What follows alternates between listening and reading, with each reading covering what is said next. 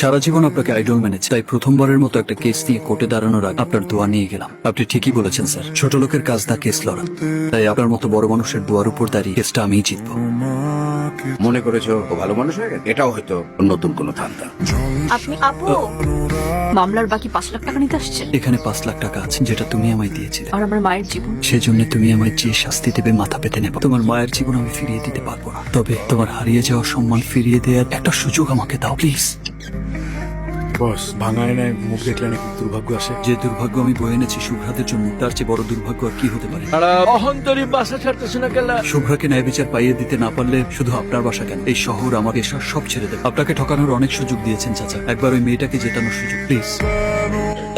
কিছুই তো বুঝতে পারছি না, এতক্ষণ তো বুক কাঁপছিল, এখন তো অন্যটা কাঁপছে। মানে যখন বুঝবো হাঁটু কাঁপতে কাঁপতে হাঁটুর জয়েন্ট খুলে যাচ্ছে, তখন কিন্তু আমি অজ্ঞান হওয়ার ভান করব। বাকিটা তোরা সামনে নিস। হাঁটু তো বেশি কাঁপছে রে কিরমিনি, চল। শুরুর আগেই তো বেরিয়ে গেল। কি বস? ঘাম টিস্যু দে। একটা মেয়ে কি করে এতটা নিচে নামতে পারে? মিথ্যে কথা।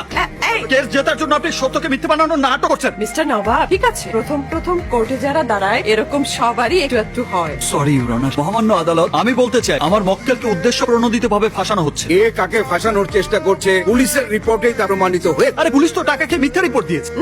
সাক্ষী প্রমাণ ছাড়া কিচ্ছু বলা যাবে না।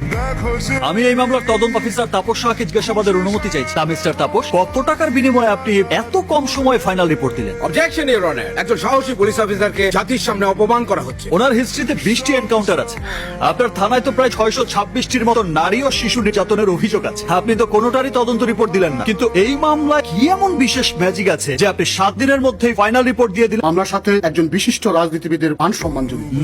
এটাই সেই ম্যাজিক মহামান্য আদালত। দ্রুত সময়ে তদন্ত রিপোর্ট দেওয়া কি অপরাধ? অবশ্যই অন্যায় যদি সেটা ভুল দেয়া হয়। তাপস সাহেব মেডিকেল রিপোর্ট এবং ঘটনাস্থলের প্রত্যক্ষ সাক্ষী 161 ধারায় জবানবন্দের ভিত্তিতে রিপোর্ট দিয়েছে। আমি সেই প্রত্যক্ষ সাক্ষী চা বিক্রেতাকে কিছু প্রশ্ন করতে চাই। সেদিন আপনি কি দেখেছিলেন? আমি কিছু দেখি, সেইটাই পুলিশকে বলছি। তা আপনার দোকান থেকে যে জায়গায় ঘটনা ঘটেছিল তার দূরত্ব কতটুকু হবে? এইখান থেকে ওই মাথা পর্যন্ত।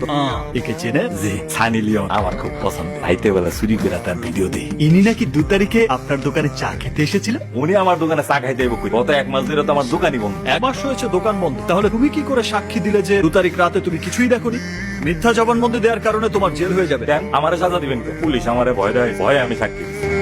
বিজ্ঞ আদালত, এটা এখন সম্পূর্ণভাবে পরিষ্কার যে পুলিশের দেয়া তদন্ত রিপোর্টটি সঠিক নয়। অদ্ভুত আমাদের এই সমাজ ব্যবস্থা। যে নারী ধর্ষণের শিকার হয় তাকেই সমাজ থেকে আমরা বিতাড়িত করে দিই, আর যারা অন্যায় করে তারা বুক ফুলিয়ে ঘুরে বেড়ায়। মহামান্য আদালতকে বলবেন সেদিন কি ঘটেছিল আপনার সাথে?